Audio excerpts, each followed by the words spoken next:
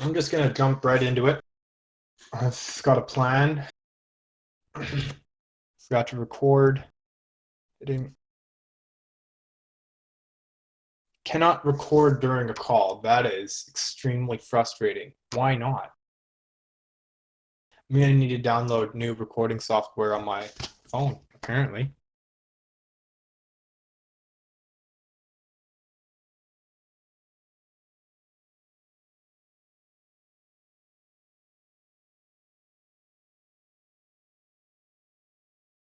All right, I'm gonna cancel out this time.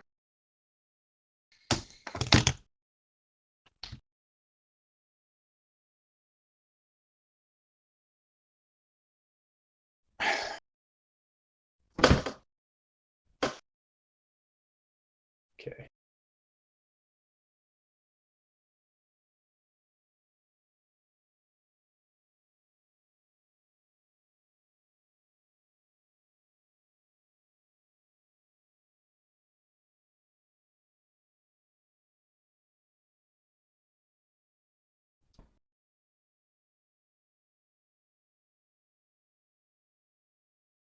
I don't know how to do this. This is a pain.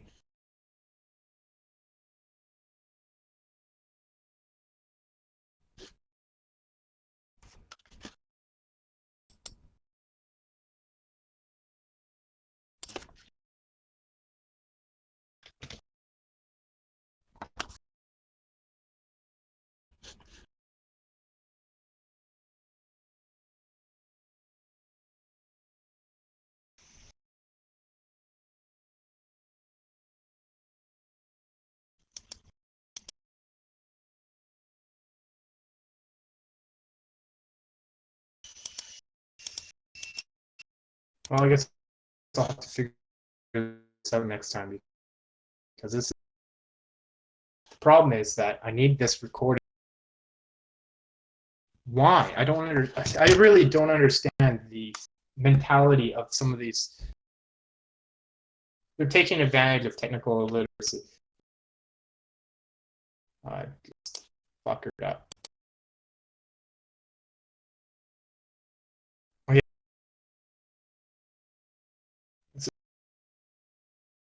There's no reason you shouldn't.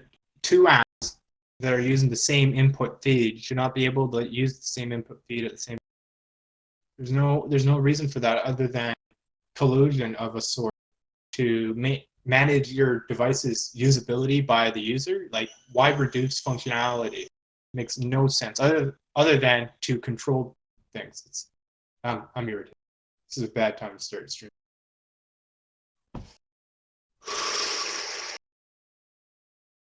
Okay. Today I'm going to do 3 sets, 15 minutes plus 10 minutes discussion, 15 minutes and 10 minutes of discussion. Causes of variability, effects of habit, correlation of growth, inheritance, or chapter 1, variation under domestication.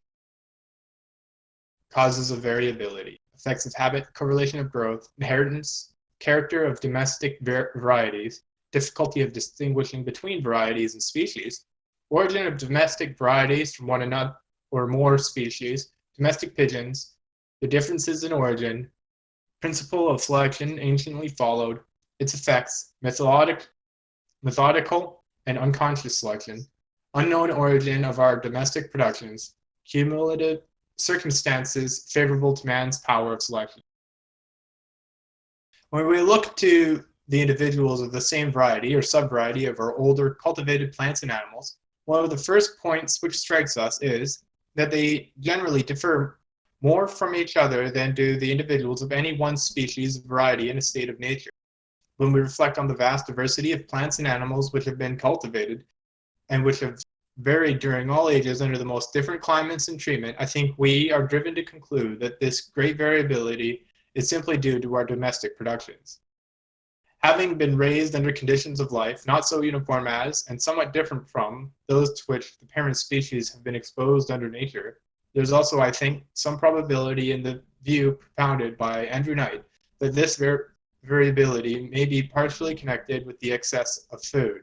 It seems pretty clear that organic beings must be exposed during several generations to the new conditions of life to cause any appreciable amount of variation, and that when the organization has once begun to vary, it generally continues to vary for many generations. No case is on record of a variable being ceasing to No case is on record of a variable being ceasing to be variable under cultivation. Our oldest cultivated plants, such as wheat, still often yield new varieties. Our oldest domesticated animals are still capable of rapid improvement or modification. Just can't see my audio.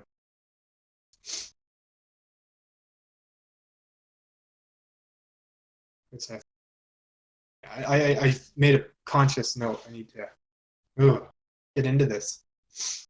It has been disputed at what period of life the causes of variability, whatever they may be, generally act, whether during the early or late period of development of the embryo or at the instant of conception. Geoffroy St. Hilaire's experiments show that unnatural treatment of the embryo causes monstrosities, and monstrosities cannot be separated by any clear line of distinction from mere variations. But I'm strongly inclined to suspect that the most frequent cause of variability may be attributed to the male and female reproductive elements having been affected to the act of conception. Several reasons make me believe in this, but the chief one is the remarkable effect which confinement or cultivation has on the function of the reproductive system. This system appearing to be far more susceptible than any other part of the organism to the action of any change in the conditions of life. Nothing is more easy than to tame an animal, and few things more difficult than get it to breed freely under confinement. Even in the many cases which the male and female unite, how many animals there are which will not breed, though living under not very close confinement in their native country. This is generally attributed to vitiated instincts. But how many cultivated plants may display the utmost vigor, yet rarely or never seed?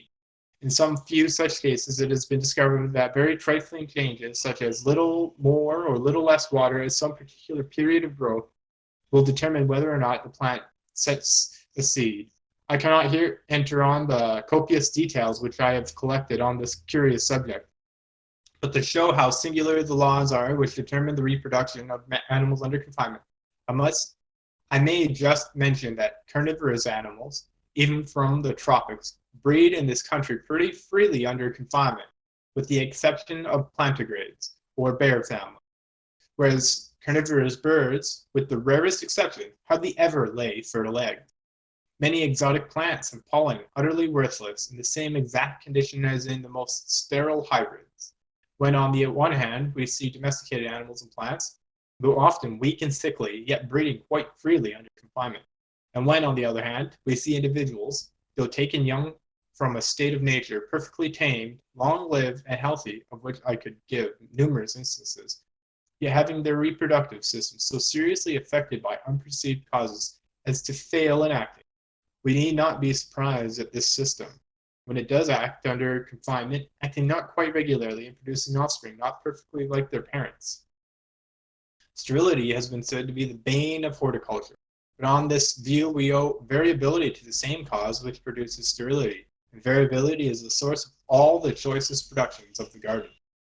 I may add that, as some organisms will breed freely under the most unnatural conditions, for instance, the rabbit, ferret, kept in hutches, showing that the reproductive system has not been thus affected, so will some animals and plants withstand domestication or cultivation, and vary very slightly, perhaps hardly more than in a state of nature. A long list could easily be given of sporting plants. By this term, gardeners mean a single bud or offset, which suddenly assumes a new and sometimes very different character from that of the rest of the plant. Such buds can be propagated by grafting, and sometimes by seed. These sports are extremely rare under nature, but far from rare under cultivation. And in this case, we see that the treatment of the parent has affected a bud or offset, and not the ovules or pollen. But it is the opinion of most physiologists that there is no essential difference between a bud and an ovule in their earliest stages of formation, so that in fact, sports support my view that variability may be largely attributed to the ovules or pollen, or both, having been affected by the treatment of the parent prior to the act of conception. These cases, anyhow, show that variation is not necessarily connected, as some authors would suppose, with the act of generation.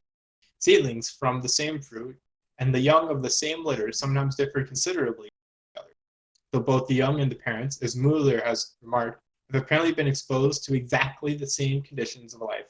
And this shows how unimportant the direct effects of the conditions of life are in comparison with the laws of reproduction, of growth, and of. For had the action of the conditions had been direct, if any of the young had varied, all would probably have varied in the same manner. To judge how much in the case of any variation we should attribute to the direct action of heat, moisture, light, food, etc., is most difficult. My impression is, and with animals such agencies have produced very little direct effect, though apparently more in the case of. Under this point of view, Mr. Buckman's recent experiments on plants are extremely valuable. When all or nearly all individuals exposed to certain conditions are affected in the same way, the change at first appears to be directly due to such conditions. But in some cases, it can be shown that quite opposite conditions produce similar changes of structure. Nevertheless, some slight amount of changes may, I think, be attributed to the direct action of the conditions of life, as in some cases, increased size from amount of food, color from particular kinds of food, or from light, and perhaps the thickness of fur from climate. Habit also has a direct, decided influence, as in the period of flowering with plants, when transported from one climate to another. In animals, it is a more marked effect. For instance, I find in the domestic duck that the bones of the wing weigh less, and the bones of the leg more, in proportion to the whole skeleton, than do the same bones in the wild duck. And I presume that this change may be safely attributed to the domestic duck flying much less and walking more than its wild parent. The great and inherited development of the udders in cows and goats in countries they are habitually milked in comparison with the state of these organs in other countries is another instance of the effect of use. Not a single domestic animal can be named which has not in some country drooping ears. And the view suggested by some authors that the drooping is due to the disuse of the muscles of the ear from the animal not being much alarmed by danger seems probable. There are many laws regulating variation, some few of which can be dimly seen, and will be hereafter briefly. I will here only allude to what may be called correlation of growth. Any change in the embryo or larva will almost certainly entail changes in mature animals. In monstrosities, the correlations between quite distinct parts are very curious, and many instances are given in Isidore Geoffroy St. Hilaire's great work on the subject. Breeders believe that long limbs are almost always accompanied by an elongated head. Some instances of correlation are quite whimsical. Thus, cats with blue eyes are invariably deaf. Color and constitutional peculiarities go together, of which many remarkable cases could be given amongst animals. From the facts collected by Hirsinger, it appears that white sheep and pigs are differently affected from colored individuals by certain vegetable poison. Hairless dogs have imperfect teeth. Long-haired and coarse-haired animals are apt to have, as is asserted, long or many horns. Pigeons with feathered feet have skin between their outer toes. Pigeons with short beaks have small feet, and those with long beaks, large feet. Hence, if man goes on selecting and thus augmenting any peculiarity, he will almost certainly unconsciously modify other parts of the structure, owing to the mysterious laws of the correlation of growth. The result of various quite unknown or dimly seen laws of variation is infinitely complex and diversified. It is well worth while carefully to study the several treatises published on some of our old cultivated plants, as on the hyacinth, potato, even the dahlia, etc. And it is really surprising to note the endless points in structure and constitution in which the varieties and subvarieties differ slightly from each other. The whole organism seems to have become plastic and tends to depart in some small degree from that of the parental type.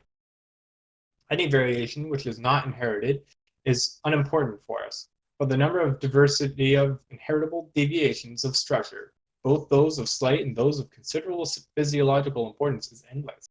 Dr. Prosper Lucas's treatise in 2 large volumes is the fullest and the best on the subject.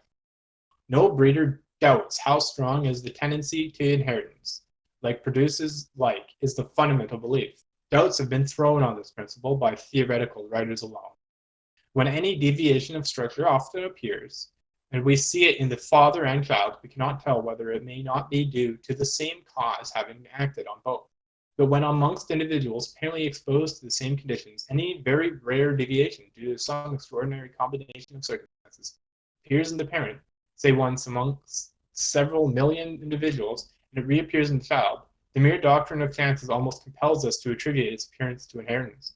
Everyone must have heard of cases of albinism, prickly skin, hairy bodies, etc., appearing in several members of the same family. If strange and rare deviations of structure are truly inherited, less strange and commoner deviations may be freely admitted to be heritable. Perhaps the correct way of viewing the whole subject would be to look at the inheritance of any character whatever as the rule, and non-inheritance as the anomaly.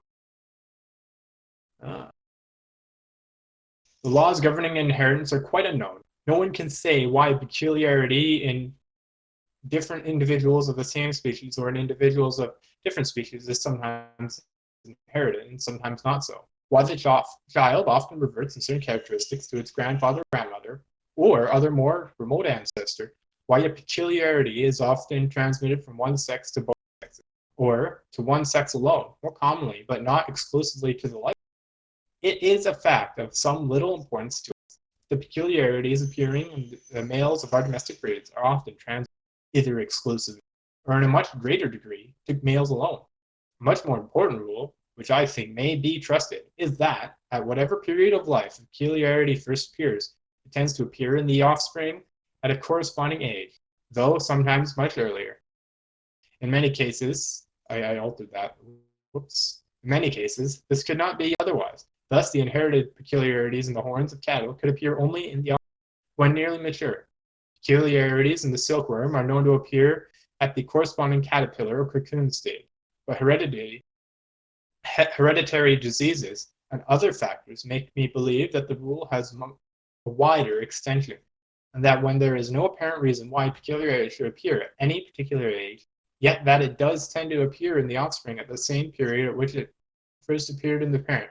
I believe this rule to be of the highest importance in explaining the laws of embryology.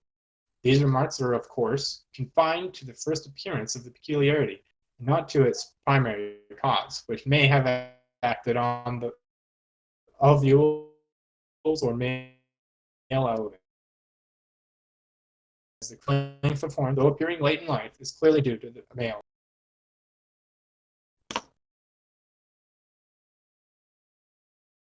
All right, I'm going to stop there. 19 minutes, 15 minutes of reading. Now we're going to do discussion on just applying this elsewhere. Bam.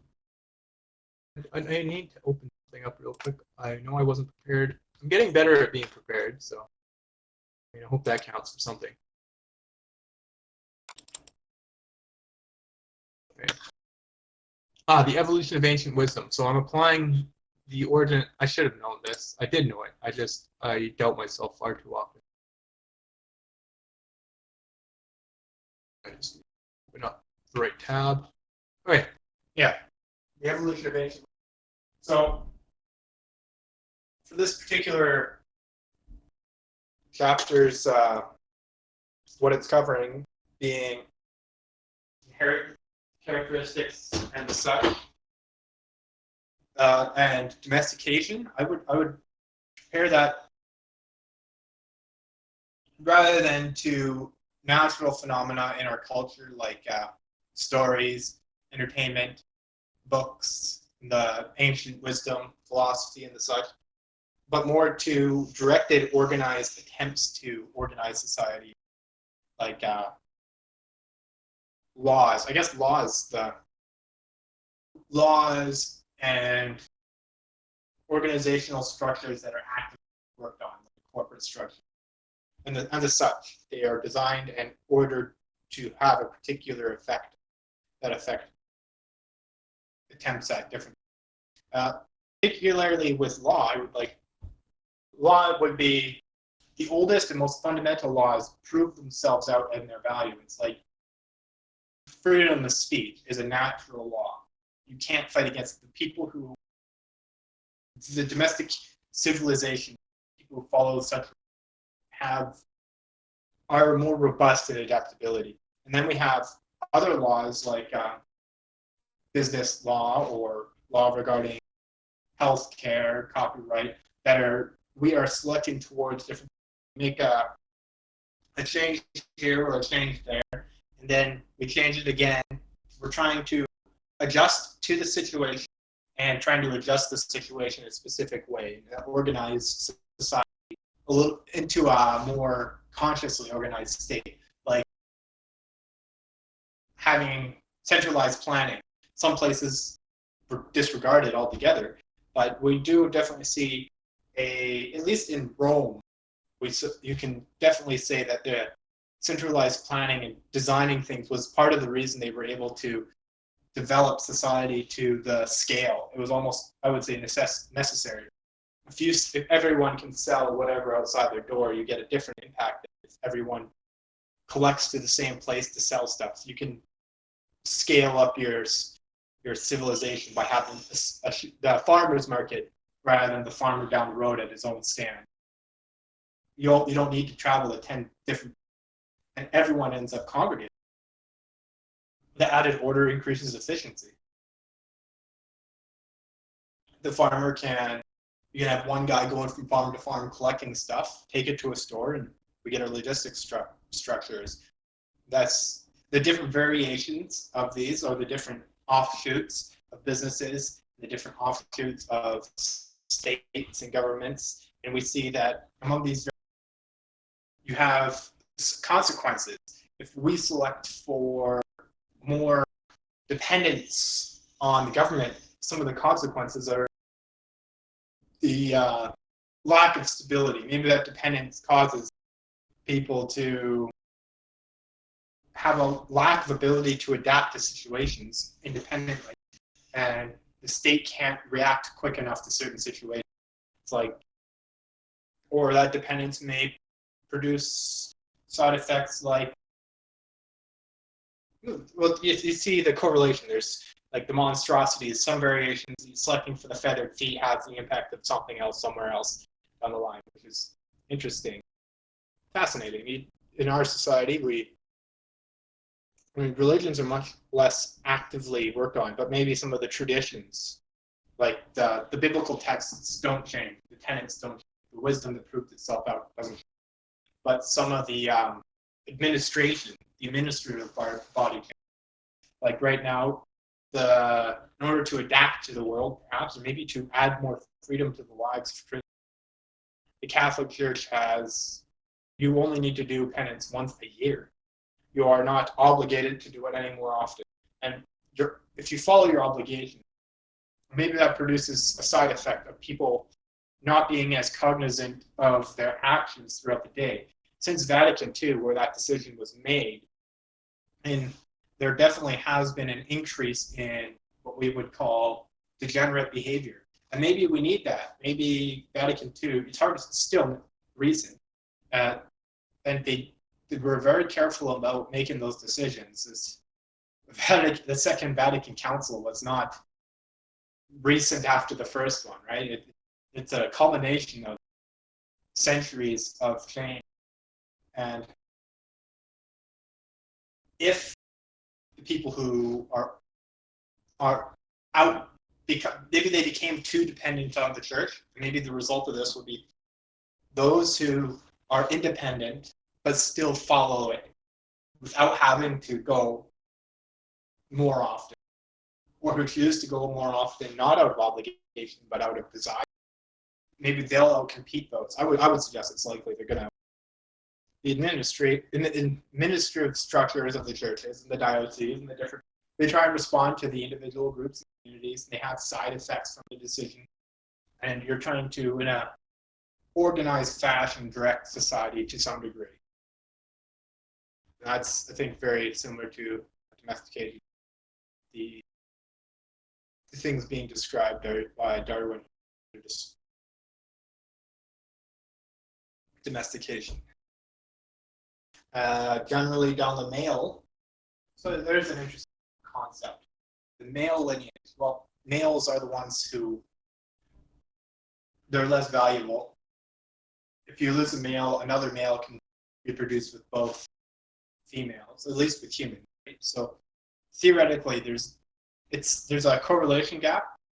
The bell curve of deviation amongst women is high and narrow, so there's less diversity of characteristics and personality among women than men. We're still very close to each other. It's not like it's by the species, we're definitely more similar than we are different.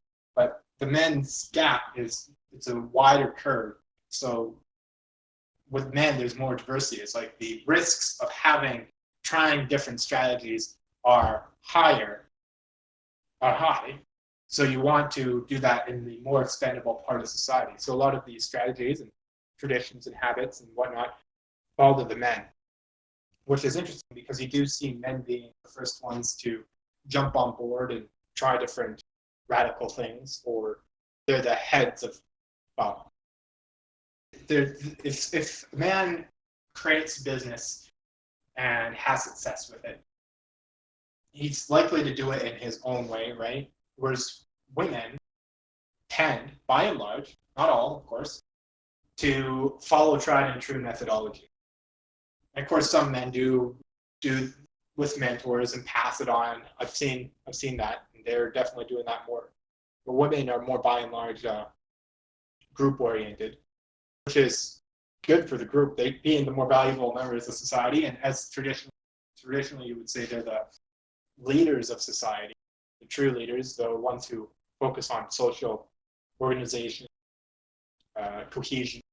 So it would make sense that they would all follow the same proved out strategies and let the men try the dangerous, risky behavior.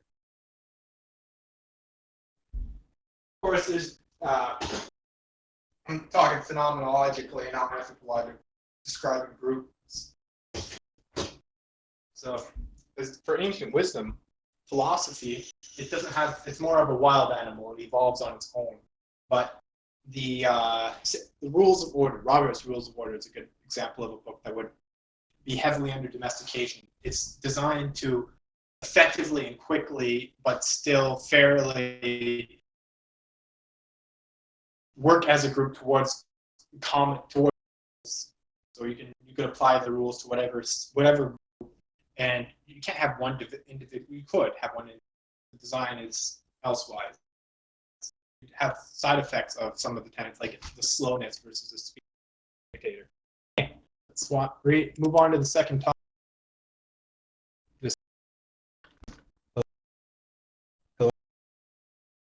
Hello. This is unfortunately study. Whatever. So this is by Publius Cornelius Tacitus. The corruption of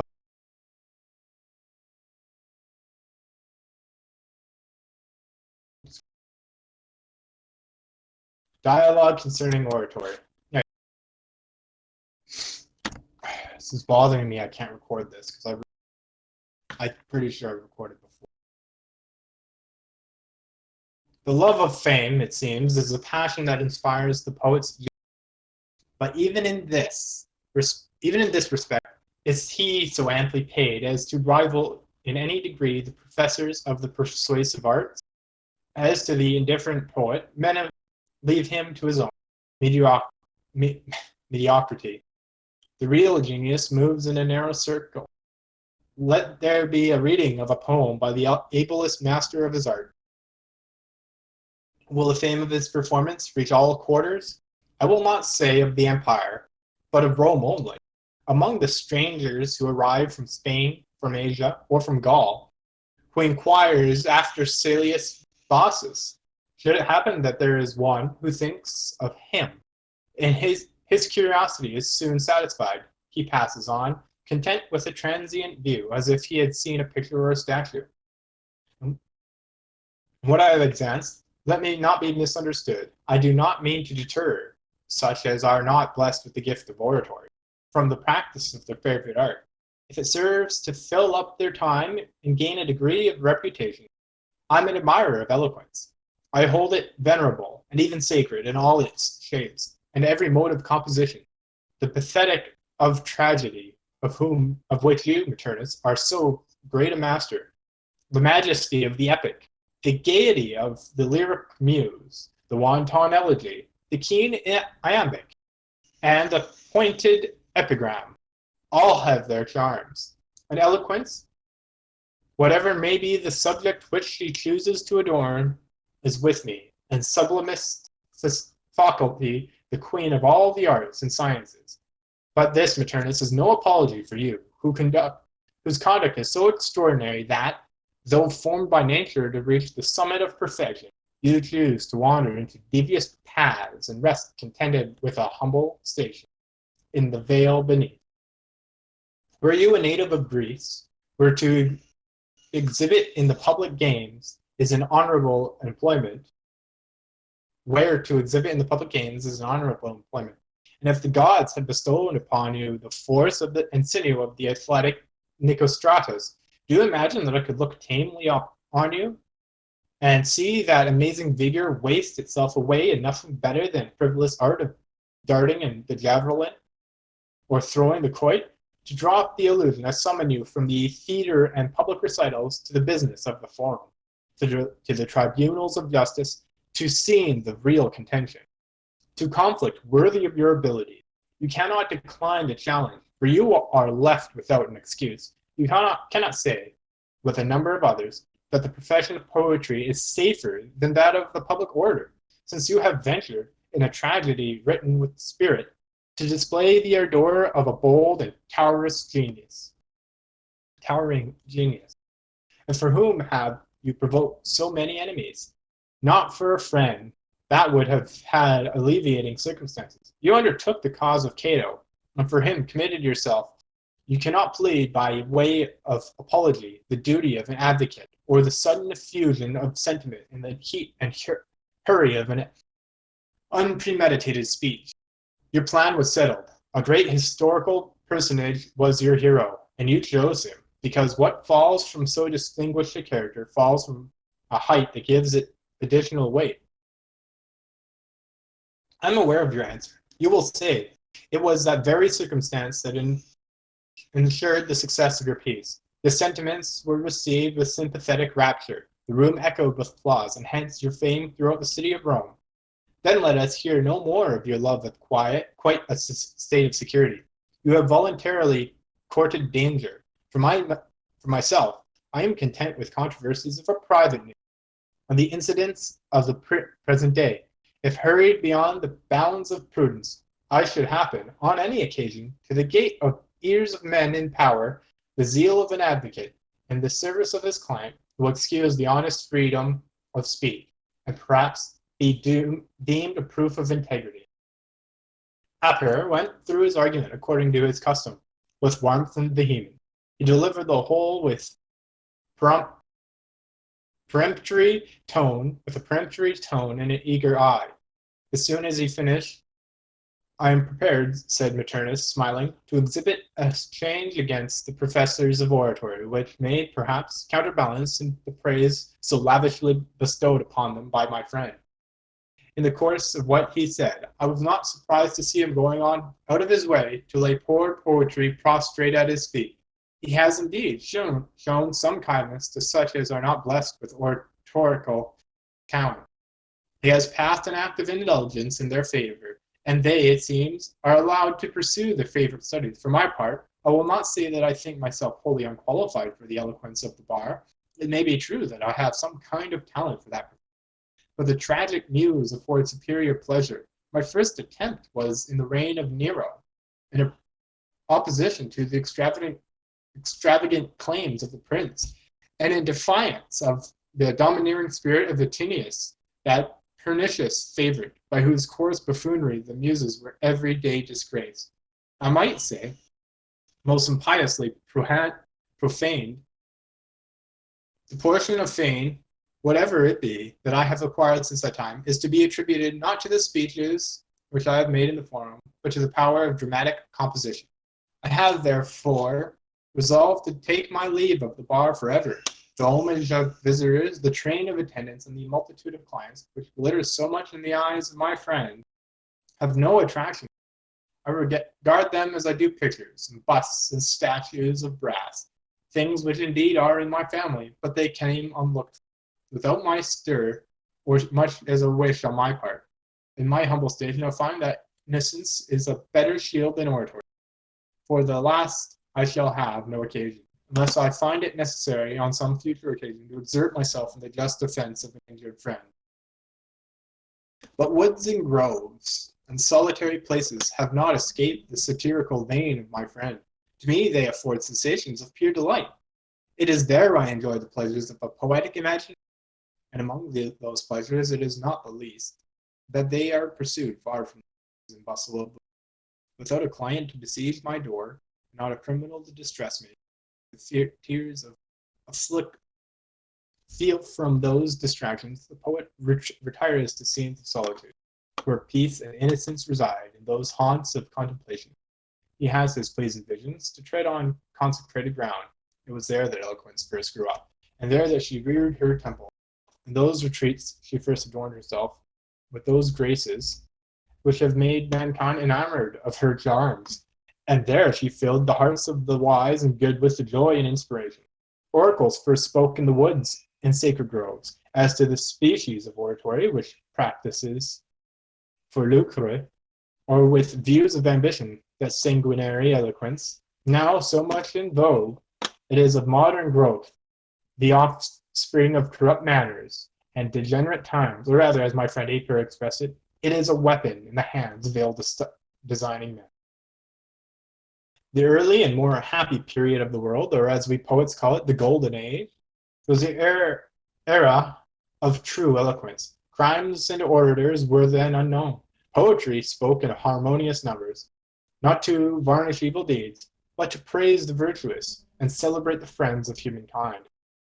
This was the poet's office. The inspired train enjoyed the highest honors. They held commerce with the gods. They partook of the ambrosial feast. They were at once the messengers and interpreters of the supreme command. They ranked on earth with legislators, heroes, and demagogues. In that bright assembly we find no orator, no pleader of causes. We read of Orpheus, of Linus, and, if we choose to mount still higher, we can add the name of Apollo himself. This may seem a flight of fancy. Epicurus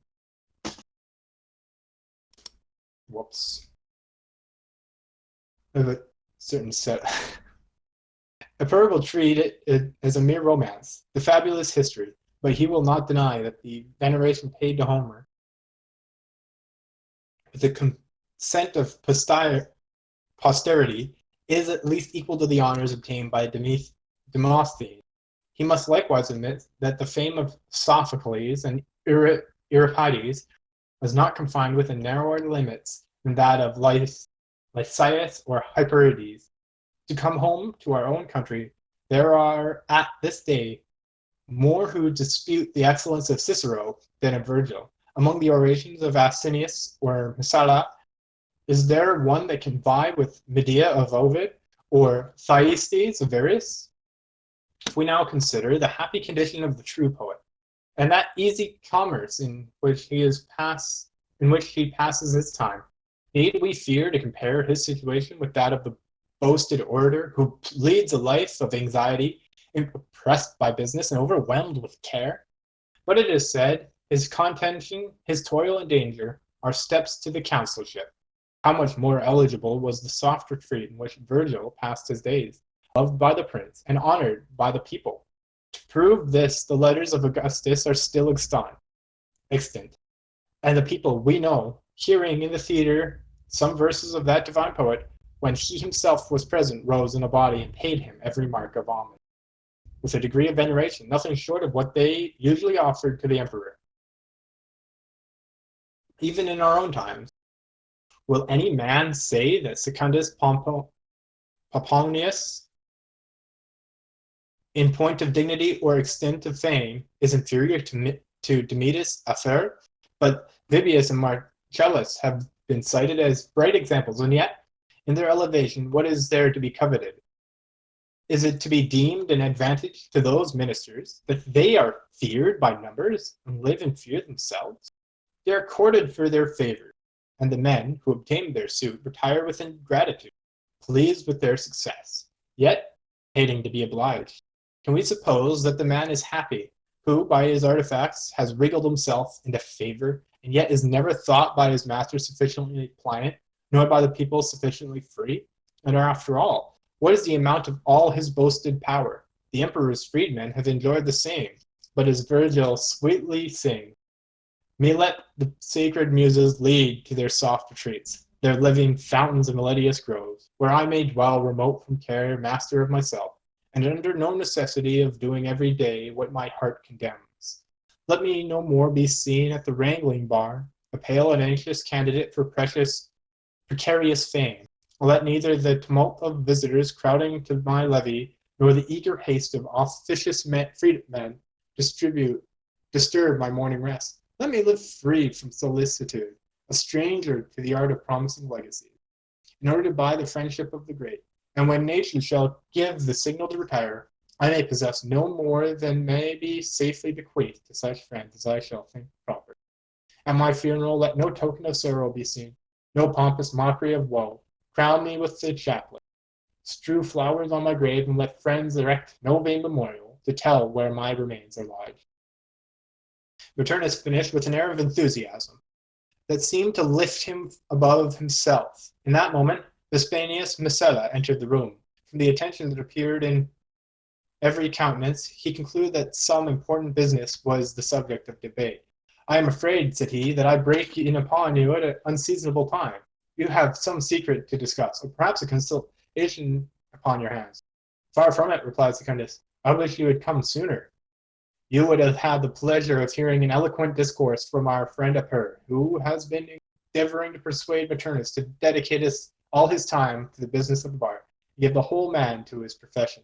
The answer from Maternus would have entertained you. He has been defending his art, and but in this moment closed an animated speech that held more the poetical than the oratorical character. I should have been happy, replied Messala, to have heard both my friends. It is, however, some compensation for the loss that I find men of their talents, instead of giving all their time to the little subtleties and knotty points of the form, extending their views to the liberal science, and those questions of taste which enlarge the mind and furnish it with ideas drawn from the treasures of light erudition. Inquiries of this kind afford improvement not only to those who enter into the discussion, but to all who will have the happiness of being present at the debate. It is in consequence of this refined and elegant way of thinking that you, Secundus, have gained so much applause by the life of Julius Asiaticus, with which you have lately obliged the world. From that specimen we are taught to expect other productions of equal beauty from the same hand.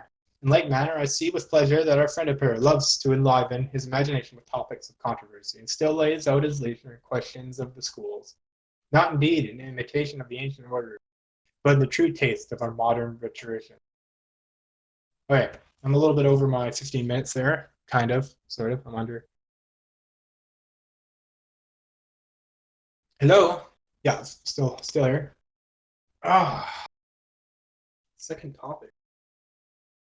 I mean, that these documents can apply to all the topics, really. But second topic at hand is how to develop habits of behavior. Corruption development. I haven't touched on the corruption quite so. The part that I'm remembering. True. How to develop habits and change behavior. Well, it's interesting that at this point in time, before I finished, in that one sitting the satire of the trades, we have a orator arguing that a poet should be in order. I do like that he would be willing to defend his friends. I think it's the last time I read the original, the first part where he was trying to convince him to become an orator, and now we see the value of the art itself, how it broadens the mind, provides freedom, makes life worth living more than, yes, fighting gives a value to society and to people around you, but the art, it provides a freedom. The things that perhaps some people are, it speaks to the different callings for different people.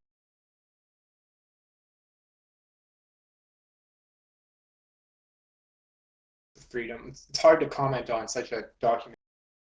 Everything I would say is so small in comparison next to it. The developing the habit of both, experiencing both would be maybe not a bad idea.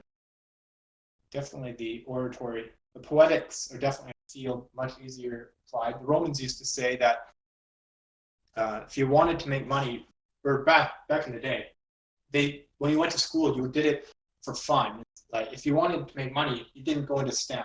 You didn't went into STEM for desire of seeking that knowledge, exploring that. If you wanted to make money, go into the arts. You're gonna make money in the arts. Always, that's the place to go to make. Why would you go? We've completely flipped. The arts are not pursuing a passion, which speaks to a level of a society. I had a thought earlier and I lost it on the arts. Oh yeah, they say that culture is upstream from law. So it's interesting, the orator is trying to convince the poet, and the poet so eloquently puts it. It's like the influence of the poet on society may actually be greater because a good poet may express wisdom in a story that affects people, like Harry Potter and the people who follow that, or Lord of the Rings or Star Wars. There's a level of, or Star Trek, it impacts society on a very serious level. If you could get people to behave different, there wouldn't need to be a lawyer to defend them. If you could have an enlightening impact on them, poetic eloquence, that would be the point. I think freedom to do both would, maybe for some people, maybe it depends on the individual. Maybe some people, like the first character, he could have just well defended his case as an order. But definitely it seems to despise the solitude and enjoy the vigor of fight. I personally, I think I'm more leaning towards the poetics, the way it was described there. I'm quite a fan of the concept of giving them their due. 15 minutes, 04. So I've got 5 more minutes of discussion before we start the next one. I've just got to focus on the clock a little bit to try to order my mind a little bit more.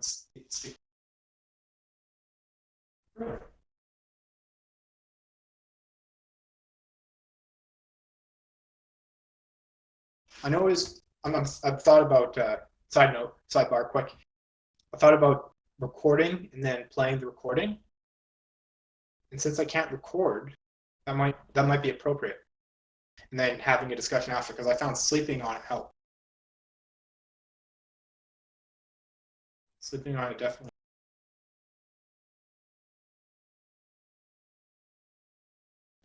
So I can record myself reading it. I rewatch it anyways. The time I usually rewatch it at double speed. So I would have to double the time because I'd have to record it separate. Well, we'll see. We'll see how this goes. I'm going for a full day. Maybe eventually I'll get.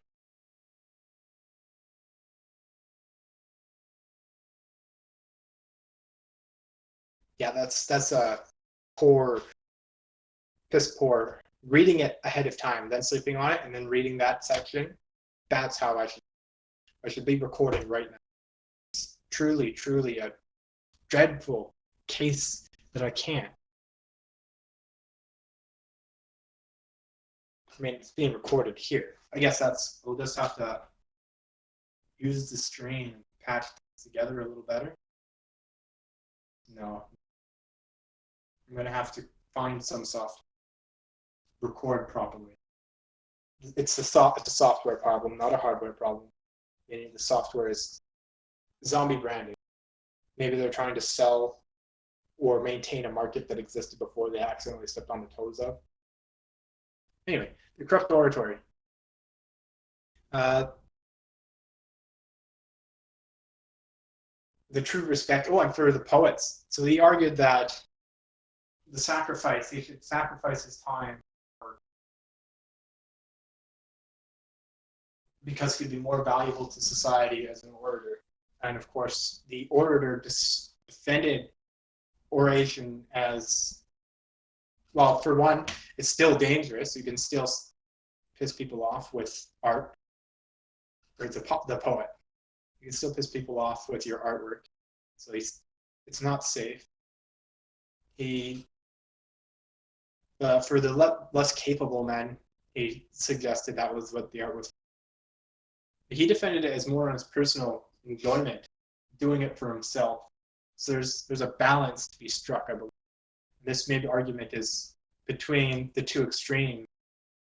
The argument is the need for the balance expressing itself in society, group, the mind, subconscious communication of the group. There's a demand there for this competition between the two, and so that their influence may produce an appropriate balance.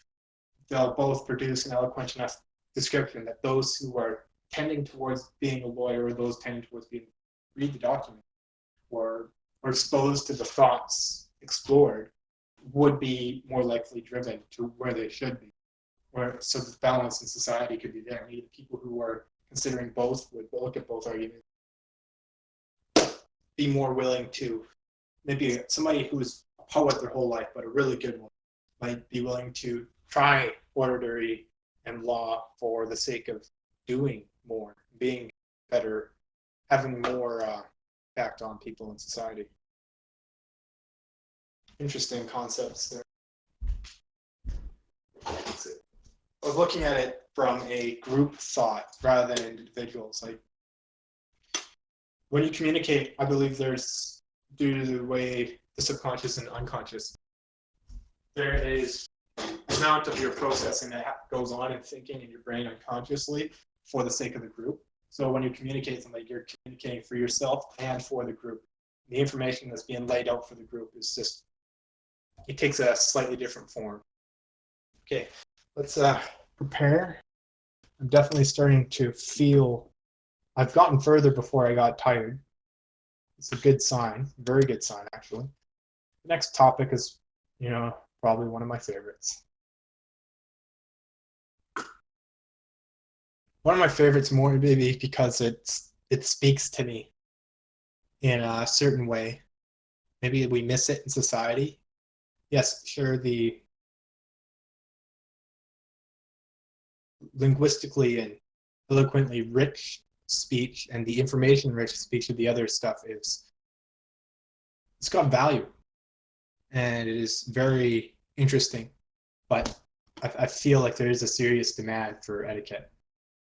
I'm starting late, but here we go. Politeness and Chapter 2 in American Etiquette and Rules of Politeness. Chapter 2, Politeness and Good Manners. It will be accepted as a truism. Sorry, I forgot. I thought I did something.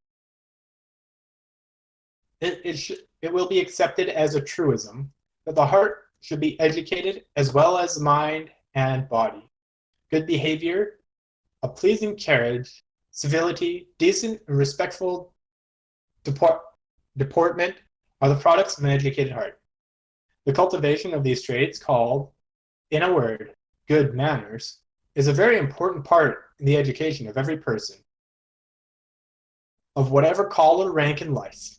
It may not be possible for everyone to cultivate and expand the powers of his mind, but it is possible and requisite for everyone who would associate with his fellow man to learn and practice pleasing, affable manners. We believe it as much as duty to be gentle, courteous, gentlemanly, or ladylike, as it is to be honest or truthful. So it is as essential that our children and young people should be carefully instructed in the principles of good manners, as it is that they should be developed intellectually or encouraged to become intelligent, to improve. A graceful bearing and pleasing way are not picked up in a day.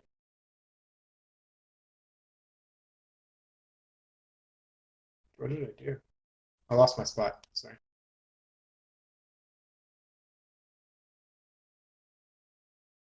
Bearing and pleasing ways are not picked up in a day. They are not assumed, thrown aside as occasion may demand, but become to us as the result of careful attention and long practice. Man has been made a social being, whether he wishes it or not. He cannot very well help associating with his fellow men. These associations he may be agreeable, pleasant, amiable, or he may be disagreeable, rough, vulgar, and unbearable. That ease and gracefulness of man, arising from a desire to please others, giving careful attention to the wants of others, which make one pleasing, attractive, and sometimes even lovable, may properly be termed politeness. The importance of being polite cannot be overstated. Of all social acquirements of the present day, it stands first. To have a place in good society, to be respectable or respected, to be a gentleman or a lady, one must be polite. Taking for granted, as we ought, the importance of this attribute or excellence, let us ask ourselves what true politeness implies. Politeness is a virtue. Like character, it has a great deal to do with what a man is. If it does not rank with the virtues of truth, honesty, and love of our fellow men, it is the outgrowth of them, and at the same time the index of them. True politeness is a heart product.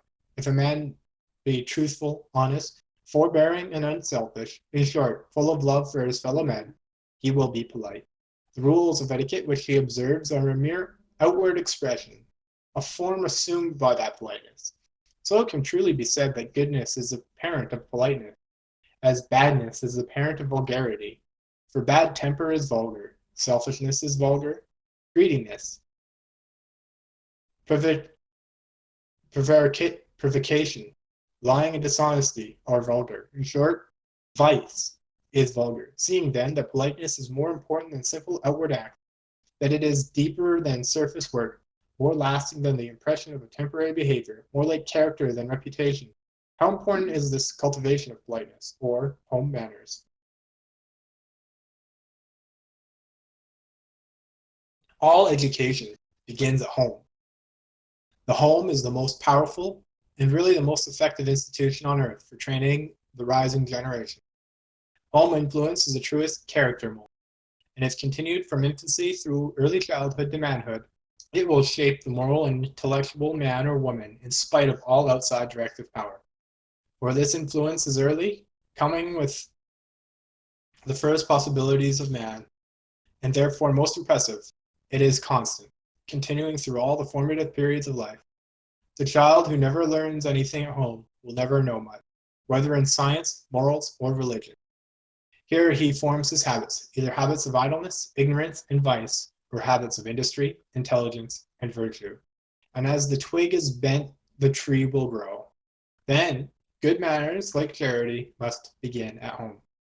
As parents teach their children truth, honesty, love, let them teach their outward forms, and acts of unselfishness and kindness, i.e., ipso exacto, politeness. Let our children be trained in an atmosphere of gentleness and kindness from the nursery upwards. Let them grow up in a home where a rude gesture and ill-tempered word are alike unknown, where between father and mother, master and servant, mistress and maid, friend and friend, parent and child, prevails the law of truth, kindness, and consideration for others. And they will carry into the world not of coarseness, of untruthfulness, or of vulgarity of any kind. Parents should be what they wish their children to be. In no place does the observance of the rules of good manners bear more gratifying results than in the home circle, where, stripped of their mere formality, tempered with love, and fostered by all kindly impulses, they improve the character and bear their choicest fruits. Train up a child in the way he should go, and when he is old, he will not depart from it. It is a rule of wisdom which works well in this as in all other departments of life. While there is such a thing as native politeness, while a child may naturally know to do certain things and to refrain from doing certain things, yet in the main acts of politeness are the result of training, of education, of good breeding. Occasion for politeness. Politeness is not like a robe of state to be worn only on special and great occasions. It is like kindness of heart, a permanent quality. A mean, coarse, and vulgar man may know and observe all the rules of etiquette. He may assume politeness at certain times, but in many little ways, of which there are 1,000, he will display his character. He will show that he is not capable of being truly polite. The truly polite man, acting from a high sense of right and wrong, is the same in his intercourse with men, at all times, in all places, with all persons, under all circumstances. This quality of the heart is not confined to a district or to a class. It does not belong only to the rich, courtly, or to the high estate, but the being only real kindness kindly expressed. It may be met within the hut of an Arab, in the lowly hovel of the freedman, in the poor cottage of the peasant. No person can be so insignificant or mean that politeness can be dispensed with towards him. No circumstance, however unimportant, no observance, however minute, can be passed by as trivial if they tend to spare the feelings of others. If we see a person in embarrassment or under trial, politeness will lead us into sympathy with the universal rule of politeness. It is a great rule of morals. Do unto others as you would have others do unto you. Every unfeeling and unkind act is rude and impolite. The true gentleman will never forget that if he is bound to exercise courtesy and kindness in his intercourse with the world, he is doubly bound to do so in his intercourse with those who depend upon him for advice, protection, and example. However high his station, he does not bear an air of condescension or pride, and the humblest man feels instantly at ease in his presence. He is respectful and patient, distinguished above all things for his quick and active sympathy, his unwillingness to cause pain, his readiness to speak a pleasant word relieves embarrassment. He is frank and cordial in his bearing towards others. By his graceful and pleasing speech and manners, he wins the respect and admiration of all whom he comes in contact. The true gentleman will show as much courtesy and observe all the little details of politeness and unfailing towards the true gentlewoman will show as much courtesy and observe all little details of politeness as unfailingly towards her parents, husband, and family, or even toward her own domestics, as towards the most distinguished stranger. She is amiable. General amiability has been given another term for politeness. An amiable person is one who is pleasing, attractive, friendly, and lovable. And we consider it inconsistent to think of an amiable person being impolite. Such, we think, are some of the truths concerning this law of manners called politeness. Little things. A great many people who wish to be regarded as well-mannered pass by many slight acts of courtesy as trifles. Sorry, I thought I had a chat there. That's not a good habit. The petty incivility or slight rudeness or neglect arising from thoughtlessness or lack of foresight should be carefully guarded against. A person is judged as much by his little acts as by more important ones. Little acts may render him disagreeable or offensive. As little grains of sand make up the shore, so little acts make up the great aggregate of human intercourse. A pleasant smile, a kind word or look, little acts of good humor. And with these we can afford to be generous as the sun, are as welcome in any place and at all times as wise discourse and conversation. Sallies of wit or refinements of understanding, it is only by attention to little things that we can become mannerly. A great many rules of etiquette are made to cover these trifles. It is not our purpose in this chapter to lay down specific rules for our conduct in society. That is done fully elsewhere. But while on the topic of little things, we regard it in place to suggest a few things which though little in themselves, and we regret to say quite common, are yet regarded by all persons of refinement as acts of showing a lamentable lack of good. We truly say that it has always been regarded as unequivocally vulgar to yawn in the presence of others, to beat time, to hum or whistle, to lounge, to lean against the wall, to put your feet on a chair, or to do anything which shows indifference, selfishness, or disrespect. Snuffling, spitting, hawking, scratching the head, gulping, picking the teeth, and blowing the nose should be avoided in society. It has often been observed that the lady who sits cross-legged or sideways on a chair, who twirls her trinkets or picks at anything, or a man who sits across his chair, bites his nail, or nurses his leg, manifests an unmistakable want of good breeding. A well-bred person never elbows his way into a crowd, or forces himself, at concerts and lectures, into a seat which is already full. All these may be little things, but they must be closely observed if we would be regarded as persons of trying to advantages of good manners. It does not matter in what work of life a man may be engaged. His chances of success are greatly increased by the cultivation and practice of good manners. The lawyer at the bar wins his jury oftentimes by his manner. The physician inspires confidence in his patients greatly by his manner. The orator convinces by his delivery. The politician, who would be popular among the masses and cultivate their goodwill, prizes highly the tact of pleasing by his manner. The businessman can have no better paying investment than the accustomed exercise of attractive and pleasant manners. The minister in the pulpit may demand the attention of his hearers, showing them that he has something to say, knows how to say it by his manner. Thus, in all departments of activity, pleasing manners will prove an inestimable advantage. Good manners cannot be made a narrow or technical term, consisting as they do in a constant maintenance of self-respect among the attention and respect to others. In correct language, gentle tones of voice, ease and quietness in movement and action. Who can estimate their importance in social intercourse? Says an eminent writer on etiquette. The knowledge of what is done and what is not done by the persons of refinement and cultivation gives to its possessor the consciousness of feeling thoroughly at ease in whatever sphere he may happen to move, and cause him to be considered well-bred in all with whom he may come in contact. In conversation, good manners restrain the vehemence of personal and party feeling, and promote the versatility which enables persons to converse readily with strangers and take a passing interest in any subject that may be addressed to them, to listen with patience, however prosy our entertainer may be, to smile at the thrice told jest, to yield the best seat or the choicest dish, or the most amusing volley, are acts of not mere civility, but kindness or unselfishness, and such are among the requirements of good breeding. The essence of good manners is unselfishness. Its animating spirit is forbearance. A person whose nature is inclined to such kindness of manners, and who has had that nature supplemented by such breeding, reaches to the eminence of the gentleman or gentlewoman, and that is the highest attainment of success.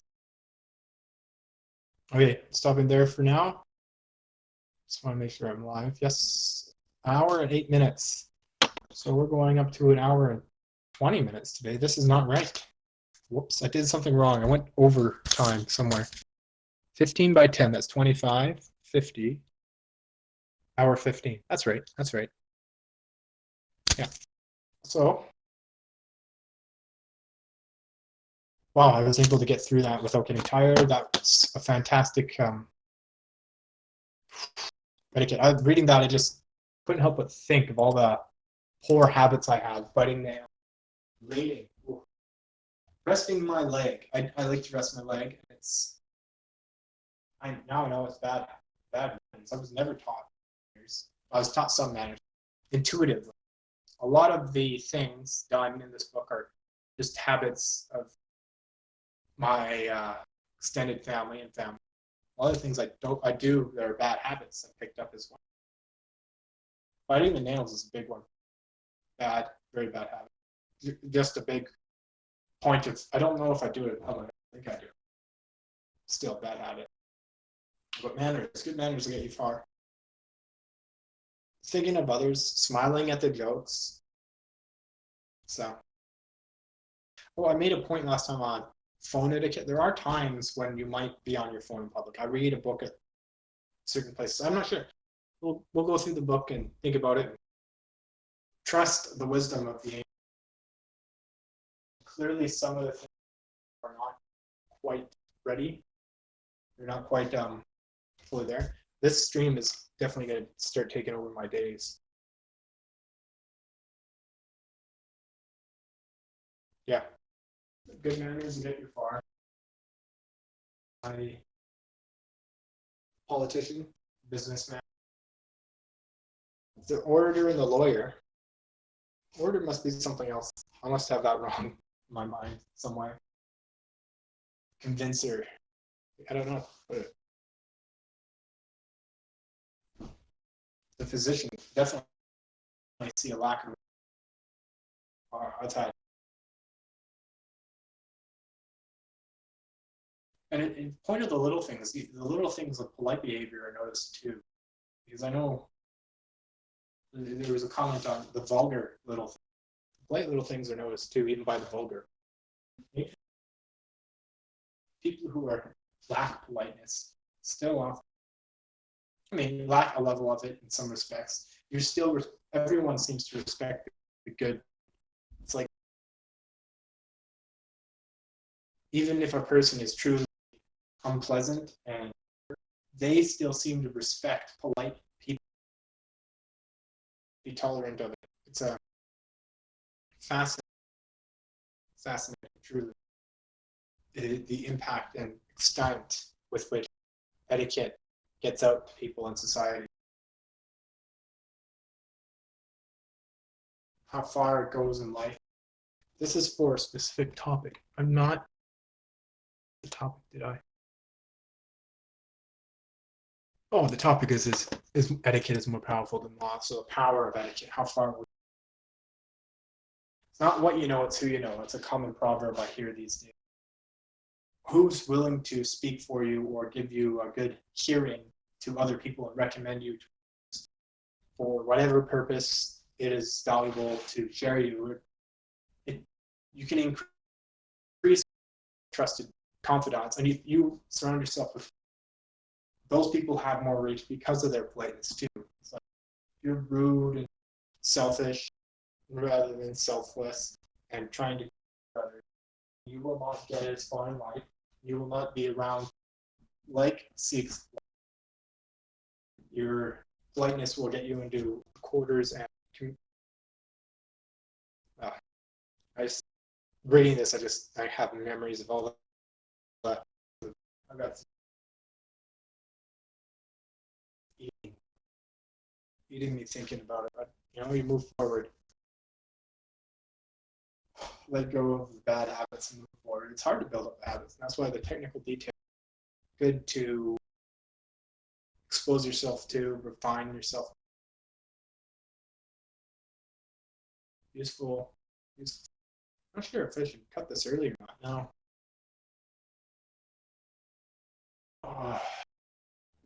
I'm getting tired, so I pushed it an extra 15 minutes, plus or minus. I mean, there's some setup time. There was 4 minutes of setup. Push myself an extra 20 minutes. I'm going to be tired next time. This time I got to, last time I think it was about 55-minute mark. I was definitely tired. This time we're here by the time I'm definitely tired. So that's a good sign.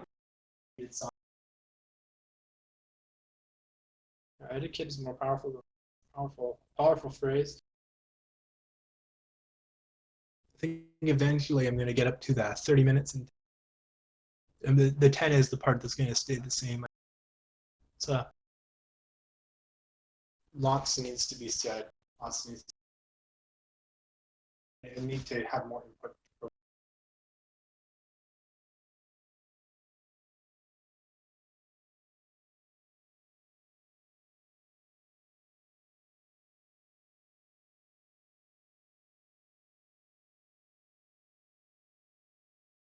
the little things. Good point. Good commentary. It's the little things like giving somebody your attention. Patience is a virtue. Trying to attend to their needs and wants. Everyone, we're attending to everyone around them's needs and wants.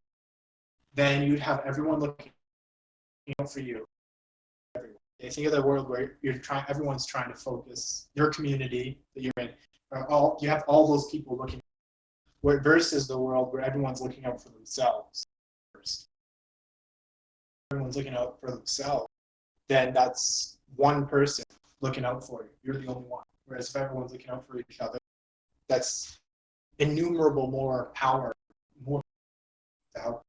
So there's a value in sacrificing that selfishness or selflessness and trying to see what you can do for those around you. See, think not what you can do for what your neighbor can do for you, but what can you do for your neighbor?